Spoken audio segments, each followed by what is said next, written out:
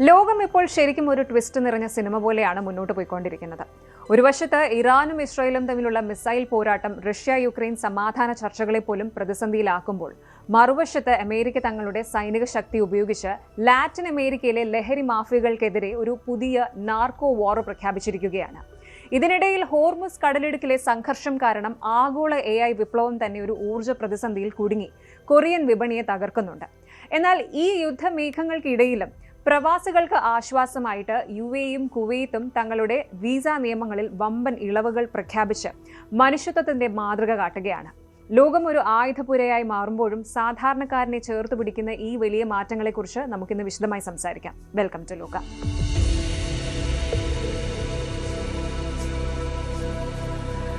പശ്ചിമേഷ്യയിൽ യുദ്ധഭീതിയുടെ കരിനിഴൽ വീണിരിക്കുകയാണ്. നമുക്കറിയാം, Israel Iran സംഘർഷം കാരണം ഫ്ലൈറ്റുകൾ പലതും റദ്ദാക്കി, വ്യോമപാതകൾ അടച്ചു. ഈ ഒരു സിറ്റുവേഷനിൽ ഏറ്റവും കൂടുതൽ ടെൻഷൻ അടിക്കുന്നത് പ്രവാസികളാണ്. വിസ കാലാവധി കഴിയാറായവർ, വിസിറ്റിംഗ് വിസയിൽ വന്ന് നാട്ടിലേക്ക് മടങ്ങാൻ നിൽക്കുന്നവർ, ഇവരൊക്കെ ഓരോ ദിവസവും ഓവർസ്റ്റേ ഫൈൻ ഓർത്ത് ഉറക്കമില്ലാതെ കഴിയുകയായിരുന്നു. എന്നാൽ ഇപ്പോൾ ഇതാ പ്രവാസികൾക്ക് ഒരു വലിയ ആശ്വാസ വാർത്ത എത്തിയിരിക്കുന്നു. UAEയും കുവൈറ്റും തങ്ങളുടെ വിസ നിയമങ്ങളിൽ ചരിത്രപരമായ ഇളവുകൾ പ്രഖ്യാപിച്ചിരിക്കുകയാണ്. പിഴ അടയ്ക്കാതെ, നിയമക്കുരുക്കുകളില്ലാതെ നിങ്ങൾക്ക് എങ്ങനെ ഈ സാഹചര്യം മറികടക്കാം? ആർക്കൊക്കെയാണ് ഈ ബെനിഫിറ്റ്സ് ലഭിക്കുന്നത്? പരിശോധിക്കാം. ആദ്യം തന്നെ നമുക്ക് UAEയുടെ കാര്യം നോക്കാം. ദുബായ്, അബുദാബി വിമാനത്താവളങ്ങളിൽ കുടുങ്ങിപ്പോയ ആയിരക്കണക്കിന് ആളുകൾക്ക് ദൈവത്തെ പോലെയാണ് ICP, federal authority of identity, citizenship, customs and port security ഇപ്പോൾ അവതരിച്ചിരിക്കുന്നത്. റീജിയണൽ ക്രൈസിസ് കാരണം ഈ ഫ്ലൈറ്റുകൾ ക്യാൻസൽ ആയത് ആരുടെയും കുറ്റമല്ലെന്ന് അധികൃതർക്ക് കൃത്യമായി അറിയാം. അതുകൊണ്ട് തന്നെ ഓവർസ്റ്റേ ഫൈൻ, താമസ പരിധി ലംഘിച്ചതിനുള്ള പിഴ പൂർണ്ണമായും ഒഴിവാക്കിയിരിക്കുകയാണ്. വിസ കാലാവധി കഴിഞ്ഞിട്ടും രാജ്യത്ത് തുടരേണ്ടി വന്നവർക്ക് ചുമത്തുന്ന താമസ പരിധി ലംഘിച്ചതിനുള്ള പിഴയാണ് ഓവർസ്റ്റേ ഫൈൻ. ഇത് പൂർണ്ണമായും ഒഴിവാക്കാനുള്ള തീരുമാനം കേവലം ഒരു ഭരണപരമായ നടപടിയല്ല, മറിച്ച് പ്രതിസന്ധികളിൽ മനുഷ്യത്വത്തിന് മുൻഗണന നൽകുന്ന UAEയുടെ സഹിഷ്ണുതാ നയത്തിന്റെ സാക്ഷ്യപത്രം തന്നെയാണ്. ലോകം യുദ്ധഭീതിയിൽ കഴിയുമ്പോൾ തങ്ങളുടെ മണ്ണിലെത്തുന്ന അതിഥികളുടെ സുരക്ഷയും സമാധാനവും ഉറപ്പാക്കാൻ ഒരു രാജ്യം നടത്തുന്ന ഈ ഇടപെടൽ അന്താരാഷ്ട്ര തലത്തിൽ തന്നെ ശ്രദ്ധിക്കപ്പെടുകയാണ്. 2026 തുടക്കത്തിൽ പശ്ചിമേഷ്യയിൽ ഉടലെടുത്ത സൈനിക നീക്കങ്ങൾ ആഗോള വ്യോമയാന മേഖലയെ വലിയ തോതിലാണ് ബാധിച്ചത്. ഇറാനും ഇസ്രായേലും തമ്മിലുള്ള നേരിട്ടുള്ള പോരാട്ടം രൂക്ഷമായതോടെ സുരക്ഷാ കാരണങ്ങളാൽ പല രാജ്യങ്ങളും തങ്ങളുടെ വ്യോമപാതകൾ അടച്ചുപൂട്ടി. ദുബായ്, അബുദാബി തുടങ്ങിയ ലോകത്തിലെ ഏറ്റവും തിരക്കേറിയ വിമാനത്താവളങ്ങളിൽ നിന്നുള്ള സർവീസുകൾ പലതും റദ്ദാക്കപ്പെടുകയോ പുനഃക്രമീകരിക്കുകയോ ചെയ്തു. വിനോദസഞ്ചാരത്തിനായും അതുപോലെ ബിസിനസ് ആവശ്യങ്ങൾക്കുമായും UAEയിൽ എത്തിയ ലക്ഷക്കണക്കിന് ആളുകളാണ് ഈ സാഹചര്യത്തിൽ അപ്രതീക്ഷിതമായി കുടുങ്ങിപ്പോയത്. വിസ കാലാവധി അവസാനിക്കാറായവരും അതുപോലെ താമസം അവസാനിപ്പിച്ച് മടങ്ങാൻ തയ്യാറെടുത്ത് എക്സിറ്റ് പെർമിറ്റ് എടുത്തവരും ഒരുപോലെ ആശങ്കയിലായി. ഓരോ ദിവസം കഴിയും തോറും ഈ വർദ്ധിച്ചു വരുന്ന പിഴത്തുകയെക്കുറിച്ചുള്ള ടെൻഷനായിരുന്നു എല്ലാവർക്കും. ഈ ഒരു പശ്ചാത്തലത്തിലാണ് ഭരണകൂടത്തിന്റെ ഇടപെടൽ ഉണ്ടാകുന്നത്. ഇനി പ്രധാന പോയിന്റുകൾ ഒന്ന് നോക്കാം. ടാർഗറ്റ് ഗ്രൂപ്പ്, അതായത് വിസിറ്റ് വിസ, അതുപോലെ ടൂറിസ്റ്റ് വിസ എന്നിവയിൽ എത്തിയവർക്കും പിന്നെ വിസ റദ്ദാക്കി നാട്ടിലേക്ക് പോകാൻ എക്സിറ്റ് പെർമിറ്റുമായി കാത്തിരുന്നവർക്കും ഈ ആനുകൂല്യം ലഭിക്കും. 2026 ഫെബ്രുവരി 28 അതിനുശേഷമോ വിസ കാലാവധി അവസാനിച്ചവർക്കാണ് ഈ ഫൈൻ വേവ് ഓഫ് ചെയ്യുന്നത്. സാധാരണഗതിയിൽ ഒരു ദിവസം വൈകിയാൽ പോലും നല്ലൊരു തുക പിഴയായി നൽകണം. എന്നാൽ ഈ എക്സെപ്ഷണൽ സർക്കംസ്റ്റാൻസസ് പരിഗണിച്ച് ₹1 പോലും പിഴ നൽകാതെ നിങ്ങൾക്ക് സ്റ്റേറ്റസ് റെഗുലറൈസ് ചെയ്യാം. ഇത് ശരിക്കും UAEയുടെ ഒരു ഹ്യൂമാനിറ്റേറിയൻ അപ്രോച്ച് ആണെന്ന് വേണം പറയാൻ. വിമാനത്താവളങ്ങളിൽ കുടുങ്ങിയ 30,000-ലധികം യാത്രക്കാർക്ക് ഇതിനകം തന്നെ അധികൃതർ സഹായം എത്തിച്ചു കഴിഞ്ഞു. ഇത് സാധാരണക്കാരായ പ്രവാസികൾക്ക് നൽകുന്ന സാമ്പത്തിക ആശ്വാസം ചെറുതല്ല.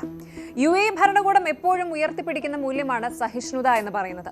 പ്രതിസന്ധി ഘട്ടങ്ങളിൽ ജനങ്ങളെ ചേർത്ത് പിടിക്കുന്നതിൽ ഈ രാജ്യം കാട്ടുന്ന താല്പര്യം ലോക പ്രശസ്തമാണ്. വിസ നിയമങ്ങളിൽ പിഴ ഒഴിവാക്കിയത് വഴി കുടുങ്ങിപ്പോയ സന്ദർശകർക്ക് നിയമപരമായ പ്രതിസന്ധികൾ ഇല്ലാതെ സുരക്ഷിതമായി മടങ്ങാനുള്ള അവസരമാണ് ഒരുങ്ങുന്നത്. ഇനി നമുക്ക് കുവൈറ്റിലേക്ക് വരാം. കുവൈറ്റും ഒട്ടും പിന്നിലല്ല. അവിടെയും പ്രവാസികൾക്ക് വമ്പൻ ആശ്വാസമാണ് മിനിസ്ട്രി ഓഫ് ഇന്റീരിയർ പ്രഖ്യാപിച്ചിരിക്കുന്നത്.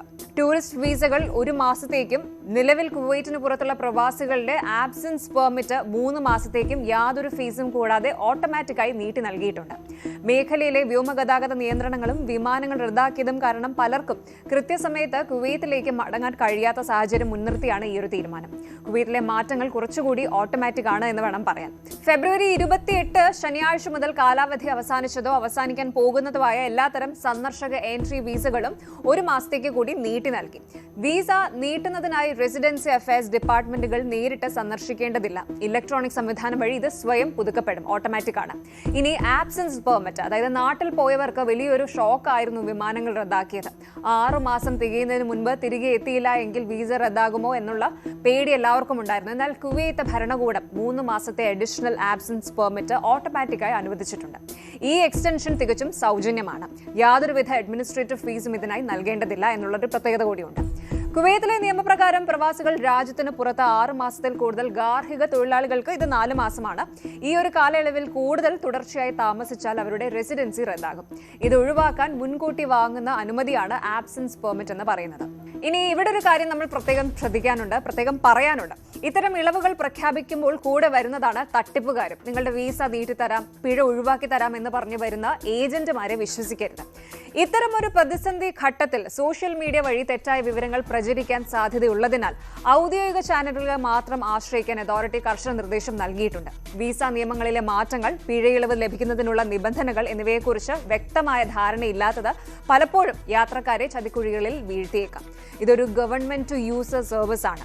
സിസ്റ്റം വഴി ഓട്ടോമാറ്റിക്കായി നടക്കുന്നതാണ്. കൃത്യമായ വിവരങ്ങൾക്കായി ICP-യുടെയോ കുവൈത്ത് മിനിസ്ട്രിയുടെയോ ഒഫീഷ്യൽ വെബ്സൈറ്റുകൾ മാത്രം ഫോളോ ചെയ്യുക. വിമാനം റദ്ദാക്കിയത് മൂലമാണ് നിങ്ങൾ കുടുങ്ങിയതെങ്കിൽ അതിന്റെ രേഖകൾ, അതായത് ക്യാൻസൽഡ് ടിക്കറ്റോ എയർലൈൻ നോട്ടിഫിക്കേഷൻ പോലെയുള്ളവയോ കയ്യിൽ കരുതുന്നത് എപ്പോഴും നല്ലതാണ്. പശ്ചിമേഷ്യയിലെ ആകാശം എപ്പോൾ തെളിയുമെന്ന് നമുക്കറിയില്ല. പക്ഷേ ഗൾഫ് ഭരണകൂടങ്ങൾ തങ്ങളുടെ അതിഥികൾക്കും അതുപോലെ പ്രവാസികൾക്കും നൽകുന്ന ഈ ഒരു സംരക്ഷണം ശരിക്കും അഭിനന്ദിക്കേണ്ടതാണ്.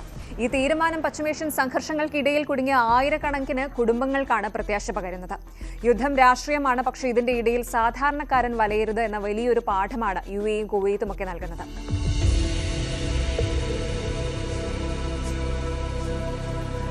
കഴിഞ്ഞ കുറച്ച് ദിവസങ്ങളായി നമ്മൾ കേൾക്കുന്നത് ഇറാനിലെ ആണവ കേന്ദ്രങ്ങൾക്ക് നേരെ അമേരിക്ക നടത്തിയ മിസൈൽ ആക്രമണങ്ങളെക്കുറിച്ചാണ്. പശ്ചിമേഷ്യ കത്തുമ്പോൾ ഇപ്പോൾ ലോകത്തിന്റെ മറുഭാഗത്ത് ലാറ്റിൻ അമേരിക്കയിലും അമേരിക്കൻ സൈന്യം യുദ്ധം തുടങ്ങിയിരിക്കുന്നു. അപ്പോൾ ലോകം മറ്റൊരു വലിയ യുദ്ധത്തിന്റെ മുൻപിലാണ്. പക്ഷേ ഇവിടെ ശത്രു ഒരു രാജ്യമല്ല, മറിച്ച് ലോകത്തെ വിറപ്പിക്കുന്ന ലഹരി മാഫിയയാണ്. അറസ്റ്റ് വേണ്ട, വിചാരണ വേണ്ട, കണ്ടയിടത്ത് വെച്ച് തകർക്കുക എന്ന ട്രംപിന്റെ പുതിയ നാർക്കോ വാർ നയം ലോകത്തെ ശരിക്കും ഞെട്ടിച്ചിരിക്കുകയാണ്.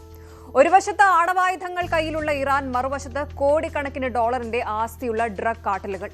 അമേരിക്ക ഒരേ സമയം 2 വൻ ശക്തികളുമായി യുദ്ധം പ്രഖ്യാപിക്കുമ്പോൾ ആഗോള രാഷ്ട്രീയം എങ്ങോട്ടാണ് മാറുന്നത്? എന്താണ് ഈ ഒരു നാർക്കോ വാർ? ഇക്വഡോറിൽ അമേരിക്കൻ സൈന്യം ശരിക്കും ലക്ഷ്യമിടുന്നത് എന്താണ്? പരിശോധിക്കാം. നമുക്കറിയാം, ഇറാനിലെ സംഘർഷം കാരണം മിഡിൽ ഈസ്റ്റ് ആകെ ഭയത്തിലാണ്. എന്നാൽ എല്ലാവരെയും ഞെട്ടിച്ചുകൊണ്ട് ട്രംപ് ഭരണകൂടം തന്റെ സൈനിക ശ്രദ്ധ പശ്ചിമേഷ്യയിൽ നിന്ന് ലാറ്റിൻ അമേരിക്കൻ തീരങ്ങളിലേക്ക് കൂടി വ്യാപിച്ചിരിക്കുകയാണ്. ഇക്വഡോർ എന്ന രാജ്യം ഇപ്പോൾ വാർത്തകളിൽ നിറയുന്നത് അവിടെ നടക്കുന്ന US സൈനിക നടപടി മൂലമാണ്. മുൻപ് ലഹരിക്കടത്ത് പിടിക്കുന്നത് പോലീസിന്റെ പണിയായിരുന്നു, അവരുടെ മാത്രം പണിയായിരുന്നു. കപ്പലുകൾ തടയുക, ലഹരി പിടിച്ചെടുക്കുക, ആളുകളെ അറസ്റ്റ് ചെയ്യുക, ഇതായിരുന്നു രീതി. എന്നാൽ ഇപ്പോൾ എല്ലാം മാറി. ട്രംപിന്റെ പുതിയ നയം അനുസരിച്ച് ലഹരി കടത്തുന്ന യാനങ്ങൾ, അതായത് ഈ കപ്പലുകളെ കടലിൽ വെച്ച് തന്നെ തകർക്കാൻ സൈന്യത്തിന് ഷൂട്ട് ടു കിൽ ഓർഡർ നൽകിയിരിക്കുകയാണ്. ഇതിനെയാണ് സൈനിക ഭാഷയിൽ കൈനറ്റിക് സ്ട്രൈക്സ് എന്ന് വിളിക്കുന്നത്. അതായത് ചോദ്യം ചെയ്യില്ല, വിചാരണയില്ല, വെടിയുണ്ടകൾ മാത്രം മറുപടി. ഇത് കേവലം ഒരു പ്രാദേശികമായ ലഹരി വിരുദ്ധ ഓപ്പറേഷൻ എന്നതിലുപരി അന്താരാഷ്ട്ര തലത്തിൽ അമേരിക്കയുടെ സൈനിക നയം മാറുന്നതിന്റെ വ്യക്തമായ സൂചനയാണ് നൽകുന്നത്. ഡൊണാൾഡ് ട്രംപ് ഭരണകൂടം തങ്ങളുടെ സൈനിക ശക്തിയെ മധ്യേഷ്യയിൽ നിന്ന് ലാറ്റിൻ അമേരിക്കൻ തീരങ്ങളിലേക്ക് കൂടി അതിവേഗം വ്യാപിപ്പിക്കുമ്പോൾ ലോകം സാക്ഷ്യം വഹിക്കുന്നത് നാർക്കോ ഭീകരവാദം എന്ന പുതിയ ശത്രുവിനെതിരെയുള്ള തുറന്ന യുദ്ധത്തിനാണ്.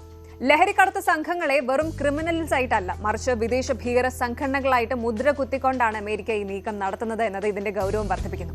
ഇനി എന്തുകൊണ്ടാണ് ഇക്വഡോർ ഈ പുതിയ യുദ്ധത്തിന്റെ കേന്ദ്രബിന്ദുവായത്? ഉത്തരം വളരെ സിമ്പിളാണ്. ഇക്വഡോർ പ്രസിഡന്റ് ഡാനിയൽ നൊബോവ തന്നെ വെളിപ്പെടുത്തിയതുപോലെ ലോകത്തെ കൊക്കെയിൻ സപ്ലൈയുടെ 70% പോകുന്നത് ഇക്വഡോറിലെ തുറമുഖങ്ങൾ വഴിയാണ്. ഒരു കാലത്ത് ടൂറിസ്റ്റുകളുടെ പ്രിയപ്പെട്ട ശാന്തമായ രാജ്യമായിരുന്നു ഇക്വഡോർ. എന്നാൽ ഇന്ന് അവിടെ മെക്സിക്കൻ ഡ്രഗ് കാർട്ടലുകൾ താവളമടിച്ചിരിക്കുകയാണ്. ലോസ് ലോബോസ്, ലോസ് ചൊനേറോസ് തുടങ്ങിയ പ്രാദേശിക ഗുണ്ടാ സംഘങ്ങൾ അന്താരാഷ്ട്ര ലഹരി ശൃംഖലകളുടെ ഭാഗമായി മാറുകയും രാജ്യത്തെ സമാധാന അന്തരീക്ഷം തകർക്കുകയും ചെയ്തു. ഈ ഗ്യാങ്ങുകൾ ഇപ്പോൾ വെറും ഗുണ്ടകളല്ല, പകരം അവർ അന്താരാഷ്ട്ര തലത്തിലുള്ള വലിയൊരു ബിസിനസ് നെറ്റ്വർക്കിന്റെ ഭാഗമാണ്. ഈ സാഹചര്യത്തിലാണ് സ്റ്റേറ്റ് സെക്രട്ടറി മാർക്കോ റൂബിയോയുടെ കർക്കശമായ നിലപാട് വരുന്നത്. Crush dum, eliminate dum. ഈ ഗ്രൂപ്പുകളെ അമേരിക്ക ഇപ്പോൾ FTO, ഫോറിൻ ടെററിസ്റ്റ് ഓർഗനൈസേഷൻ അഥവാ വിദേശ ഭീകര സംഘടനകളായി പ്രഖ്യാപിച്ചു കഴിഞ്ഞു. അതോടെ അവരെ നേരിടാൻ സൈന്യത്തിന് പൂർണ്ണമായ അധികാരവും ലഭിച്ചു. മെക്സിക്കോയിലെ Sinaloa cartel, Jalisco new generation cartel തുടങ്ങിയ വമ്പൻ ലഹരി മാഫിയകളുമായി ഇക്വഡോറിലെ ഈ സംഘങ്ങൾക്കുള്ള അടുത്ത ബന്ധം ലാറ്റിൻ അമേരിക്കയെ മുഴുവൻ ഒരു യുദ്ധക്കളമാക്കാനുള്ള സാധ്യത വർദ്ധിപ്പിക്കുന്നു. കഴിഞ്ഞ മാസങ്ങളിലൊക്കെ മെക്സിക്കോയിലുണ്ടായ കലാപങ്ങൾ ഇത്തരം സംഘങ്ങളുടെ ശക്തി തെളിയിക്കുന്നതായിരുന്നു. അതിനാൽ തന്നെ ഇത് കേവലം ഇക്വഡോറിന് വേണ്ടിയുള്ള പോരാട്ടമല്ല, മറിച്ച് അമേരിക്കയുടെ അതിർത്തികളിലേക്ക് ലഹരി മരുന്ന് എത്തുന്നതിന്റെ സ്രോതസ് തന്നെ ഇല്ലാതാക്കാനുള്ള നീക്കമാണ്.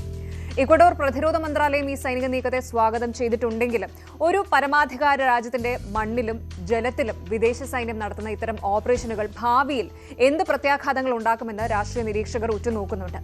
ഐക്യരാഷ്ട്രസഭയുടെ സമുദ്ര നിയമ കൺവെൻഷനിൽ അമേരിക്ക ഒപ്പുവെച്ചിട്ടില്ല എന്ന വസ്തുത ഇത്തരം നടപടികൾക്ക് അവർക്ക് താൽക്കാലികമായ ഇളവ് നൽകുന്നുണ്ടെങ്കിലും അന്താരാഷ്ട്ര സമൂഹത്തിന് മുന്നിൽ ഇത് വലിയ ചർച്ചകൾക്ക് വഴിമരുന്നിടും. ഒരു രാജ്യത്തെ ആഭ്യന്തര പ്രശ്നങ്ങളിൽ മറ്റൊരു രാജ്യം സൈനിക ഇടപെടൽ നടത്തുന്നത് ആഗോള ക്രമത്തെ ബാധിക്കാനിടയുണ്ട്.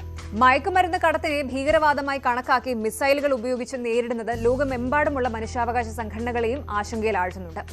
കുറ്റവാളികളെ പിടികൂടി വിചാരണ ചെയ്യുന്നതിന് പകരം വധിക്കുന്നത് നിയമവാഴ്ചയോടുള്ള വെല്ലുവിളിയാണെന്ന വാദവും ശക്തമാണ്. ഇതുകൂടാതെ ഇക്വഡോറിലെ സാധാരണ ജനങ്ങൾക്കിടയിൽ ഈ സൈനിക നീക്കം വലിയ ഭീതിയാണ് പടർത്തുന്നത്. അമേരിക്കൻ ഡ്രോണുകൾ തങ്ങളുടെ തലയ്ക്ക് മുകളിലൂടെ പറക്കുമ്പോൾ സമാധാനപരമായ ഒരു ജീവിതം അവർക്ക് എങ്ങനെ സാധ്യമാകും? നമ്മൾ ചരിത്രം ഒന്ന് പരിശോധിച്ചാൽ ലഹരിക്കെതിരെയുള്ള യുദ്ധങ്ങൾ, വാർ ഓൺ ഡ്രഗ്സ്, പലപ്പോഴും പരാജയപ്പെട്ട ചരിത്രമേ ഉള്ളൂ. 80കളിൽ റീഗൻ ഭരണകൂടം ഇത് പരീക്ഷിച്ചതാണ്. പക്ഷെ സംഭവിച്ചത് എന്താണ്? ഒരു തലവൻ കൊല്ലപ്പെടുമ്പോൾ മറ്റൊരു തലവൻ അവിടെ ഉയർന്നു വരുന്നു. റീഗൻ ഭരണകൂടം ആരംഭിച്ച നീക്കങ്ങൾ മുതൽ പിൽക്കാലത്തുണ്ടായ സൈനിക ഇടപെടലുകൾ വരെ ലഹരിയുടെ ഒഴുക്ക് തടയുന്നതിൽ പൂർണ്ണമായി വിജയിച്ചിട്ടില്ല. പണം കായ്ക്കുന്ന ഈ മാഫിയ ശൃംഖലകൾ ഒരു തലവൻ വീഴുമ്പോൾ മറ്റൊരു തലവനെ സൃഷ്ടിച്ചുകൊണ്ട് അതിജീവനം തുടരും. പുരാണങ്ങളിലെ ഹൈഡ്ര എന്ന രാക്ഷസനെ പോലെ ഒരു തല വെട്ടുമ്പോൾ പകരം പല തലകൾ മുളയ്ക്കുന്ന ഈ പ്രതിഭാസത്തെ സൈനിക ശക്തി കൊണ്ട് മാത്രം നേരിടാനാകുമോ എന്നതാണ് സംശയം. ഇപ്പോൾ ലഹരിമരുന്നിന്റെ ഉപയോഗം കുറയ്ക്കാനുള്ള സാമൂഹികമായ മാറ്റങ്ങൾക്കും ചികിത്സാ രീതികൾക്കും പകരം തോക്കുകൾക്ക് മുൻഗണന നൽകുന്നത് താൽക്കാലിക വിജയങ്ങൾ നൽകിയേക്കാം. പക്ഷേ ദീർഘകാല അടിസ്ഥാനത്തിൽ ഇത് കൂടുതൽ അക്രമത്തിലേക്ക് മാത്രമേ നയിക്കൂ. ഇനി ഒരേ സമയം ലോകത്തിന്റെ 2 വശങ്ങളിൽ യുദ്ധം ചെയ്യുന്നത് അമേരിക്കയുടെ സാമ്പത്തിക നിലയെ ബാധിക്കില്ല എന്നൊരു ചോദ്യം കൂടിയുണ്ട്. തീർച്ചയായും ബാധിക്കും. പശ്ചിമേഷ്യയിൽ ഇറാനെ നേരിടുമ്പോൾ തന്നെ ലാറ്റിൻ അമേരിക്കയിൽ ഡ്രഗ് കാർട്ടലുകളെ നേരിടുന്നത് US സൈന്യത്തിന്റെ ശേഷിയെ പരീക്ഷിക്കുന്ന ഒന്നാണ്. എങ്കിലും ട്രംപിന്റെ അനുയായികൾക്കിടയിൽ ഈ നീക്കത്തിന് വലിയ സ്വീകാര്യതയുണ്ട്. തങ്ങളുടെ ദേശീയ സുരക്ഷയ്ക്കും അതുപോലെ അമേരിക്കയിലെ യുവതലമുറയെ നശിപ്പിക്കുന്ന ലഹരി മരുന്നിന്റെ ഉറവിടം തന്നെ തകർക്കുക എന്നതുമാണ് ലക്ഷ്യമെന്ന് അവർ വിശ്വസിക്കുന്നു. ഇതിന്റെ ഭാഗമായിട്ട് മെക്സിക്കോ അതിർത്തിയിലും കടുത്ത നിയന്ത്രണങ്ങൾ വരാൻ പോവുകയാണ്. ചുരുക്കത്തിൽ ട്രംപിന്റെ ഈ മാസ്റ്റർ പ്ലാൻ ലോകത്തെ ഒരു പുതിയ യുദ്ധക്രമത്തിലേക്ക് മാറ്റിമറിക്കുകയാണ്. പക്ഷേ ഇക്വഡോറിലെ ജനങ്ങളുടെ സുരക്ഷയ്ക്കും സമാധാനപരമായ ഭാവിക്കും വേണ്ടിയാണ് ഈ പോരാട്ടമെന്ന് അവിടുത്തെ സൈനിക നേതൃത്വം അവകാശപ്പെടുമ്പോഴും സാധാരണക്കാരായ ജനങ്ങൾക്കിടയിൽ നേരത്തെ പറഞ്ഞതുപോലെ വളരെയധികം ഭീതിയുണ്ട്. അടുത്തതായി അമേരിക്കയുടെ ഈ പുതിയ പടയൊരുക്കം ലാറ്റിൻ അമേരിക്കയിലെ മറ്റു രാജ്യങ്ങളിലേക്കും വ്യാപിക്കുമോ എന്നതാണ് ഇനി അറിയേണ്ടത്. നാർക്കോ ഭീകരവാദം എന്ന ലേബൽ ഉപയോഗിച്ച് കൂടുതൽ രാജ്യങ്ങളിൽ സൈനിക ഇടപെടലുകൾ നടത്താൻ ട്രംപ് ഭരണകൂടം തയ്യാറായേക്കാം. ഇത് പ്രദേശത്തെ ജനാധിപത്യ സംവിധാനങ്ങളെയും പരമാധികാരത്തെയും എങ്ങനെ ബാധിക്കുമെന്നത് ഗൗരവമായി കാണേണ്ടതുണ്ട്. ആധുനിക യുദ്ധതന്ത്രങ്ങൾ ഡ്രോണുകളിലേക്കും മിസൈലുകളിലേക്കും ചുരുങ്ങുമ്പോൾ ലഹരി മാഫിയകൾക്കെതിരെയുള്ള ഈ പോരാട്ടം സങ്കീർണമായ ഒരു ഗറില്ല യുദ്ധമായി മാറാൻ സാധ്യതയുണ്ട്. ഇനി വരും ദിവസങ്ങളിൽ നമ്മൾ എന്താണ് പ്രതീക്ഷിക്കേണ്ടത്? ഒന്ന്, ഇക്വഡോറിലെ സൈനിക ഇടപെടൽ കൊളംബിയയിലേക്കും മെക്സിക്കോയിലേക്കും വ്യാപിക്കാൻ സാധ്യതയുണ്ട്. രണ്ടാമതായി, ചൈനയും റഷ്യയും ഇതിനെതിരെ അന്താരാഷ്ട്ര വേദികളിൽ രംഗത്ത് വരാൻ സാധ്യതയുണ്ട്. 3, ലഹരി മാഫിയകൾ ഡ്രോണുകളും അത്യാധുനിക ആയുധങ്ങളും ഉപയോഗിച്ച് തിരിച്ചടിക്കാൻ തുടങ്ങിയാൽ ലാറ്റിൻ അമേരിക്ക ഒരു രക്തരൂക്ഷിതമായ ഗറില്ല യുദ്ധത്തിലേക്ക് മാറും. പ്രവാസികൾ, പ്രത്യേകിച്ച് ഈ മേഖലകളിലുള്ളവർ അതീവ ജാഗ്രത പാലിക്കേണ്ട സമയമാണിത്. യാത്രകൾ പ്ലാൻ ചെയ്യുമ്പോൾ ഏറ്റവും പുതിയ ട്രാവൽ അഡ്വൈസറികൾ ശ്രദ്ധിക്കുക. ഇക്വഡോറിലെ ഈ പുതിയ സൈനിക ഘട്ടം അമേരിക്കയുടെ വിദേശ നയത്തിലെ വലിയൊരു മാറ്റത്തെയാണ് അടയാളപ്പെടുത്തുന്നത്. ശത്രു രാജ്യങ്ങളെ നേരിടുന്ന അതേ ഗൗരവത്തോടെ കുറ്റവാളി സംഘങ്ങളെയും നേരിടുക എന്ന ഈ രീതി വിജയിച്ചാൽ അത് ലോകമെമ്പാടുമുള്ള ലഹരി വിരുദ്ധ പോരാട്ടങ്ങൾക്ക് പുതിയൊരു മാതൃക ആയേക്കാം. എന്നാൽ ഇത് പരാജയപ്പെടുകയോ കൂടുതൽ ജീവൻ അപഹരിക്കുകയോ ചെയ്താൽ അത് അമേരിക്കയുടെ നയതന്ത്ര പരാജയമായി ചരിത്രത്തിൽ രേഖപ്പെടുത്തപ്പെടും. സമാധാനത്തിനും സുരക്ഷയ്ക്കും വേണ്ടിയുള്ള ഈ ആയുധമെടുക്കൽ ലോകത്തെ എങ്ങോട്ടാണ് നയിക്കുന്നത് എന്ന് വരും ദിവസങ്ങളിൽ വ്യക്തമാകും. ചുരുക്കത്തിൽ ലോകം ഒരു വശത്ത് ആണവ യുദ്ധത്തിന്റെ നിഴലിലും മറുവശത്ത് ലഹരി യുദ്ധത്തിന്റെ തീജ്വാലയിലുമാണ്. എല്ലാവരും ഇപ്പോൾ ആർട്ടിഫിഷ്യൽ ഇന്റലിജൻസ് AI വിപ്ലവത്തിന്റെ ലഹരിയിലാണ്. ChatGPTയും AI വീഡിയോകളും ഒക്കെ നമ്മുടെ ജീവിതത്തിന്റെ ഭാഗമായി കഴിഞ്ഞു. സിലിക്കൺ വാലിയിലെ ടെക് ഭീമന്മാർ ലോകത്തെ മാറ്റിമറിക്കുമെന്ന് നമ്മൾ വിശ്വസിക്കുന്നു. പക്ഷേ കഴിഞ്ഞ 48 മണിക്കൂറിനുള്ളിൽ ദക്ഷിണ കൊറിയയിൽ നടന്ന ഒരു സംഭവം ലോകത്തെ ഞെട്ടിച്ചിരിക്കുകയാണ്. വെറും 2 ദിവസം കൊണ്ട് $270 ബില്യൺ കൊറിയൻ വിപണിയിൽ നിന്ന് അപ്രത്യക്ഷമായത്. സാംസങ്ങും SK ഹൈനിക്സും പോലെ നമ്മൾ വിശ്വസിച്ചിരുന്ന ചിപ്പ് ഭീമന്മാർ തകർച്ച നേരിടുന്നു. ഇതിന് കാരണം സിലിക്കൺ വാലിയിലെ പ്രശ്നങ്ങളല്ല, മറിച്ച് പശ്ചിമേഷ്യയിലെ ഹോർമുസ് കടലിടുക്കിൽ ഉയരുന്ന പുകയാണെന്ന് പറഞ്ഞാൽ നിങ്ങൾക്ക് വിശ്വസിക്കാൻ സാധിക്കുമോ? AI വിപ്ലവത്തിന്റെ ശ്വാസം മുട്ടിക്കുന്നത് ആരാണ്? പരിശോധിക്കാം. ആധുനിക ലോകം ഇന്ന് ആർട്ടിഫിഷ്യൽ ഇന്റലിജൻസ് അഥവാ കൃത്രിമ ബുദ്ധിയുടെ വൻ കുതിപ്പിനെ കുറിച്ചുള്ള ചർച്ചകളിലാണ്. സിലിക്കൺ വാലിയിലെ ടെക് ഭീമന്മാരും സോഫ്റ്റ്വെയർ എഞ്ചിനീയർമാരും ഈ വിപ്ലവത്തിന്റെ അമരക്കാരായി വാഴ്ത്തപ്പെടുമ്പോൾ അധികം ആരും ശ്രദ്ധിക്കാത്ത എന്നാൽ നിർണായകമായ ഒരു കണ്ണിയാണ് ഈ ഒരു സാങ്കേതിക കുതിപ്പിന്റെ പിന്നാമ്പുറത്തുള്ളത്. സമീപ ദിവസങ്ങളിൽ ദക്ഷിണ കൊറിയൻ ഓഹരി വിപണിയിലുണ്ടായ അപ്രതീക്ഷിത തകർച്ച ലോകത്തിന് നൽകുന്നത് വെറും ഒരു സാമ്പത്തിക മുന്നറിയിപ്പല്ല, മറിച്ച് ലോകം കണ്ടുകൊണ്ടിരിക്കുന്ന AI സ്വപ്നങ്ങൾ എത്രത്തോളം ദുർബലമായ അടിത്തറയിലാണ് നിൽക്കുന്നത് എന്നതിന്റെ കൃത്യമായ സൂചനയാണ്. പശ്ചിമേഷ്യയിലെ സംഘർഷങ്ങളും ഹോർമുസ് കടലിടുക്കിലെ എണ്ണക്കടത്തും എങ്ങനെയാണ് ദക്ഷിണ കൊറിയയിലെ ചിപ്പ് നിർമ്മാണശാലകളെയും അതുപോലെ ആഗോള AI മേഖലയും തളർത്തുന്നത് എന്നത് ഗൗരവകരമായി പരിശോധിക്കേണ്ടിയിരിക്കുന്നു. ആദ്യം നമുക്ക് ആ കണക്കുകളൊന്ന് നോക്കാം. ദക്ഷിണ കൊറിയയുടെ വിപണി സൂചികയായ കോസ്പി വെറും 48 മണിക്കൂറുകൾക്കുള്ളിൽ, അതായത് 2 ദിവസത്തിനുള്ളിൽ 15% ഇടിഞ്ഞു. ഏകദേശം $270 ബില്യൺ മൂല്യമാണ് വിപണിയിൽ നിന്നും തുടച്ചു നീക്കപ്പെട്ടത്. കഴിഞ്ഞ 576 ദിവസത്തിനിടെ ആദ്യമായി ഇവിടെ സർക്യൂട്ട് ബ്രേക്കർ ഉപയോഗിക്കേണ്ടി വന്നു, അതായത് വിപണിയിലെ കച്ചവടം തന്നെ നിർത്തിവെച്ചു. ഈ തകർച്ചയ്ക്ക് നേതൃത്വം നൽകിയത് ലോകത്തിലെ സെമി കണ്ടക്ടർ ഭീമന്മാരായ സാംസങ് ഇലക്ട്രോണിക്സും SK ഹൈനിക്സുമാണ്. സാംസങ്ങിന്റെ ഓഹരികൾ 10%, SK ഹൈനിക്സിന്റേത് 12%മാണ് ഇടിഞ്ഞത്. എന്തുകൊണ്ടാണ് ഇത് ഇത്ര ഗൗരവകരമാകുന്നത്? കാരണം ലോകത്തിലെ ആകെ AI ചിപ്പ് വിപണിയുടെ 80% നിയന്ത്രിക്കുന്നത് ഈ 2 കൊറിയൻ കമ്പനികളാണ്. എൻവിഡിയ പ്രോസസേഴ്സ് നിർമ്മിച്ചാലും അതിന് പ്രവർത്തിക്കാൻ വേണ്ട high band width memory HBM വരുന്നത് കൊറിയയിൽ നിന്നാണ്. AIയുടെ ശ്വാസം എന്ന് വിശേഷിപ്പിക്കാവുന്ന ഈ മെമ്മറി ചിപ്പുകളുടെ ഉൽപാദനം ലോകത്ത് പ്രധാനമായും നടക്കുന്നത് ഒരേ ഒരു രാജ്യത്താണ്, ദക്ഷിണ കൊറിയയിൽ. ആഗോള DRAM വിപണിയുടെ 67%, HBM വരുമാനത്തിന്റെ 80% സാംസങ്, SK ഹൈനിക്സ് എന്നീ 2 കൊറിയൻ കമ്പനികളുടെ നിയന്ത്രണത്തിലാണ്. അതായത് ലോകത്ത് എവിടെ ഒരു AI സെന്റർ ഉയർന്നു വന്നാലും അതിന് ദക്ഷിണ കൊറിയയുടെ സഹായമില്ലാതെ മുന്നോട്ട് പോകാൻ കഴിയില്ല. ഈ ഘട്ടത്തിലാണ് കൊറിയ നേരിടുന്ന ഊർജ്ജ പ്രതിസന്ധി ലോകത്തിന് ഭീഷണിയാകുന്നത്. കൊറിയയിൽ ഒരു തടസ്സമുണ്ടായാൽ ലോകത്ത് എവിടെയുമുള്ള AI സെന്ററുകൾ നിശ്ചലമാകുമെന്നതാണ് യാഥാർത്ഥ്യം. ഈ ഒരു സാഹചര്യത്തിലാണ് ഇവിടെയാണ് ഗൾഫ് രാജ്യങ്ങളുടെയും ഹോർമുസ് കടലിടുക്കിന്റെയും പ്രാധാന്യം വരുന്നത്.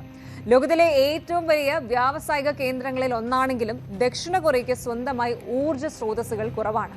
ദക്ഷിണ കൊറിയയ്ക്ക് സ്വന്തമായി എണ്ണയോ ഗ്യാസോ ഇല്ല. അവർക്ക് ആവശ്യമായ ഊർജ്ജത്തിന്റെ 97% ഇറക്കുമതി ചെയ്യുന്നതാണ്.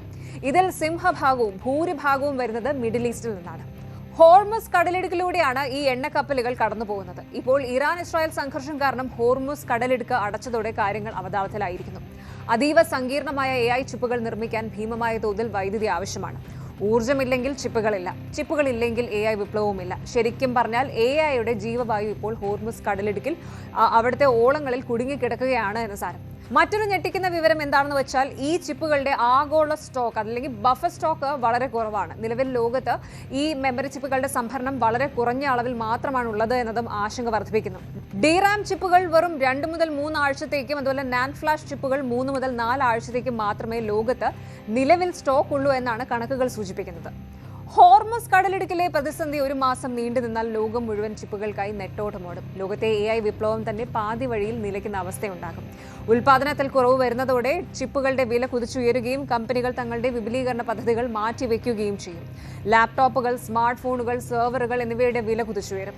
നമ്മുടെ കയ്യിലുള്ള ഫോണുകൾക്ക് പോലും വൻ വില നൽകേണ്ടി വരുന്ന അവസ്ഥ. ഇത് കേവലം ഒരു സ്റ്റോക്ക് മാർക്കറ്റ് പ്രശ്നമല്ല, മറിച്ച് നിങ്ങളുടെ പോക്കറ്റിനെ നേരിട്ട് തന്നെ ബാധിക്കുന്ന ഒരു കാര്യമാണ്. കൊറിയൻ വിപണിയിലെ തകർച്ച വെറും ഒരു പ്രാദേശിക പ്രശ്നമല്ല എന്നും അത് ആഗോള AI ഇൻഫ്രാസ്ട്രക്ചറിന്റെ ദൗർബല്യമാണെന്നും വിശകലന വിദഗ്ധർ ചൂണ്ടിക്കാട്ടുന്നത് അതുകൊണ്ടാണ്. ഇനി വിപണിയിലെ മറ്റൊരു രസകരമായ മാറ്റം കൂടി ശ്രദ്ധിക്കണം. ചിപ്പ് കമ്പനികൾ തകരുമ്പോൾ പ്രതിരോധ മേഖലയിലെ കമ്പനികൾ കുതിക്കുകയാണ്. ഹാൻവ എയറോസ്പേസ് പോലുള്ള കമ്പനികളുടെ ഓഹരികൾ 20% വർദ്ധിച്ചത്. ഊർജ്ജം എന്നത് പരിഹരിക്കപ്പെട്ട ഒരു പ്രശ്നമല്ല എന്നും അത് ലോകത്തിലെ സകല സാങ്കേതിക മുന്നേറ്റങ്ങളെയും തടയാൻ ശേഷിയുള്ള ഒന്നാണ് എന്നും നിക്ഷേപകർ തിരിച്ചറിഞ്ഞു തുടങ്ങിയിരിക്കുന്നു. നിക്ഷേപകർ ഇപ്പോൾ ചിന്തിക്കുന്നത് AI ലാഭത്തേക്കാൾ യുദ്ധകാലത്തെ സുരക്ഷയെക്കുറിച്ചാണ്. AI എന്ന സ്വപ്നത്തെക്കാൾ ഉറപ്പുള്ള പ്രതിരോധ ഊർജ്ജ മേഖലകളിലേക്ക് പണം മാറുകയാണ്. ഇത് ആഗോള AI കുതിപ്പിന്, AI സൂപ്പർ സൈക്കിൾ, അതിന് ഒരു വലിയ ബ്രേക്കാണ് നൽകിയിരിക്കുന്നത്. ഇനി ഇന്ത്യയെ ഇത് എങ്ങനെ ബാധിക്കും? ശരിക്കും ഈ ഒരു പ്രതിസന്ധി ദക്ഷിണ കൊറിയയിൽ മാത്രം ഒതുങ്ങി നിൽക്കുന്ന ഒന്നല്ല. ഇന്ത്യയും ഊർജ്ജത്തിനായി മധ്യേഷ്യയാണ് പ്രധാനമായും ആശ്രയിക്കുന്നത്. എണ്ണവില വർദ്ധിക്കുന്നത് ഇന്ത്യയിലെ പണപ്പെരുപ്പം, ഇൻഫ്ലേഷൻ കൂട്ടുകയും രൂപയുടെ മൂല്യം കുറയ്ക്കുകയും ചെയ്യും. ഇന്ത്യയിൽ ഇപ്പോൾ കുതിച്ചുയർന്ന ഡേറ്റാ സെന്റർ ബിസിനസിനും ഇത് കനത്ത തിരിച്ചടിയാകും. ഇത് ഇന്ത്യയിലെ വളർന്നു വരുന്ന ഡേറ്റാ സെന്റർ വിപണിയെയും സാങ്കേതിക മേഖലയെയും ദോഷകരമായി തന്നെ ബാധിക്കും. വികസിത രാജ്യങ്ങളിൽ AI ഇൻഫ്രാസ്ട്രക്ചർ നിർമ്മിക്കുന്നത് കൂടുതൽ ചെലവേറിയതാകുന്നതോടെ ആഗോള ഡിജിറ്റൽ സമ്പദ് വ്യവസ്ഥയുടെ വേഗത കുറയാൻ ഇത് കാരണമാകും.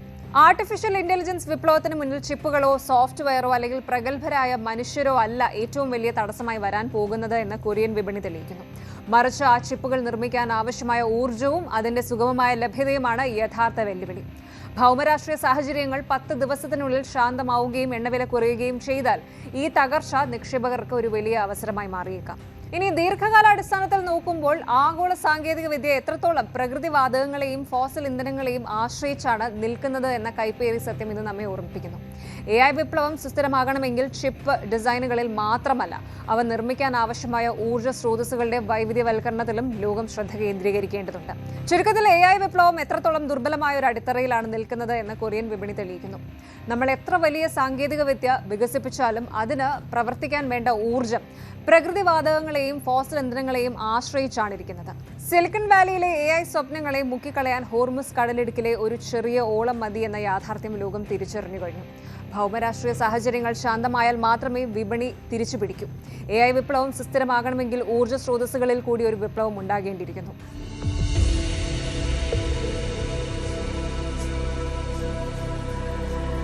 ലോകം ഇപ്പോൾ ശരിക്കും ഒരു ഗ്ലോബൽ വാർ സോണിലാണ് എന്ന് വേണം പറയാൻ.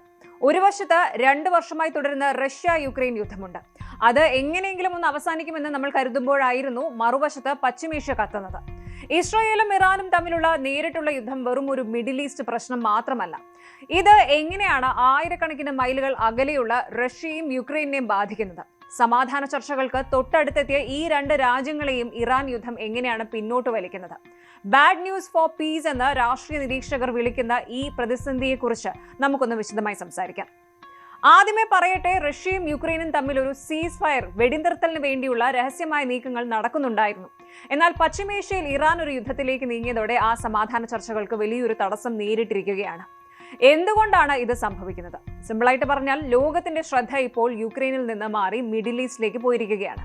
യുക്രൈനിന് ലഭിച്ചിരുന്ന ആയുധങ്ങളും ഫണ്ടിങ്ങും ഇനി ഇസ്രായേലിലേക്ക് വഴിമാറുമോ എന്ന പേടി സെലൻസ്കിക്കുമുണ്ട്. അതേസമയം ഇറാൻ യുദ്ധത്തിൽപ്പെട്ടാൽ തങ്ങൾക്ക് ലഭിച്ചിരുന്ന ആയുധ സപ്ലൈ തടസ്സപ്പെടുമോ എന്ന ആശങ്കയിലാണ് വ്ളാഡിമിർ പുടിൻ. ചുരുക്കത്തിൽ, സമാധാനത്തിന് പകരം 2 രാജ്യങ്ങളും കൂടുതൽ കരുതലോടെ യുദ്ധം തുടരാൻ തീരുമാനിച്ചിരിക്കുകയാണ്. ഇവിടെയാണ് ഏറ്റവും ക്രിട്ടിക്കലായ ഒരു പോയിന്റ് ഉള്ളത്. റഷ്യ-യുക്രൈൻ യുദ്ധത്തിൽ പുടിന്റെ ഏറ്റവും വലിയ കരുത്ത് ആരായിരുന്നു? അത് ഇറാനിൽ നിന്നുള്ള ഡ്രോണുകളും മിസൈലുകളുമാണ്. ഷഹേദ് ഡ്രോൺസ് ഉപയോഗിച്ചാണ് റഷ്യ യുക്രൈനിന്റെ ഊർജ്ജ നിലയങ്ങൾ പലതും തകർത്തത്. ഇപ്പോൾ ഇറാൻ നേരിട്ട് ഒരു യുദ്ധത്തിലേക്ക് വരുമ്പോൾ സ്വാഭാവികമായും അവർക്ക് അവരുടെ ആയുധങ്ങൾ സ്വന്തം സുരക്ഷയ്ക്കായി മാറ്റിവെക്കേണ്ടി വരും. അതായത് റഷ്യക്ക് ഇതുവരെ ലഭിച്ചിരുന്ന ആ വെപ്പൺ സപ്പോർട്ട് ഇനി കുറയുമെന്ന് സാരം. ഇത് പുടിന്റെ യുദ്ധതന്ത്രങ്ങളെ സാരമായി ബാധിക്കും. യുക്രൈനെ സംബന്ധിച്ചിടത്തോളം ഇത് ചെറിയൊരു ആശ്വാസമാണെങ്കിലും അമേരിക്കയുടെ ശ്രദ്ധ ഇസ്രായേലിലേക്ക് മാറുന്നത് അവർക്ക് വലിയൊരു തിരിച്ചടിയാണ്. മറ്റൊരു കാര്യം ലോകരാജ്യങ്ങളുടെ നിലപാടാണ്. റഷ്യ യുക്രൈനെ ആക്രമിച്ചപ്പോൾ അതിനെതിരെ നിന്ന പാശ്ചാത്യ രാജ്യങ്ങൾ ഇസ്രായേൽ ഗാസയെയും ലെബനനെയും ആക്രമിക്കുമ്പോൾ പുലർത്തുന്ന മൗനം ആഗോളതലത്തിൽ വലിയ ചർച്ചയായിട്ടുണ്ട്. റഷ്യ ഈ സാഹചര്യം മുതലെടുക്കുകയാണ്. പാശ്ചാത്യ രാജ്യങ്ങൾ പക്ഷാപാതപരമായാണ് പെരുമാറുന്നത് എന്ന് ലോകത്തിന് മുന്നിൽ കാണിക്കാൻ പുടിൻ ഇപ്പോൾ എളുപ്പമാണ്. ഇത് റഷ്യ-യുക്രൈൻ സമാധാന ചർച്ചകളിൽ തങ്ങൾക്ക് കൂടുതൽ അനുകൂലമായ നിലപാടുകൾ എടുക്കാൻ റഷ്യയെ പ്രേരിപ്പിക്കുന്നു. ഇറാൻ യുദ്ധം നീണ്ടുപോകുന്തോറും യുക്രൈന് ലഭിക്കുന്ന ഇന്റർനാഷണൽ സപ്പോർട്ട് കുറയുമെന്നത് പുടിന്റെ ഒരു കണക്കുകൂട്ടലാണ്. ഇനി നമുക്ക് പ്രവാസികളുടെയും സാധാരണക്കാരുടെയും കാര്യത്തിലേക്ക് വരാം. യുക്രൈൻ യുദ്ധം തുടങ്ങിയപ്പോൾ തന്നെ ലോകത്ത് എണ്ണവിലയും ഗോതമ്പ് വിലയും കുതിച്ചുയർന്നു.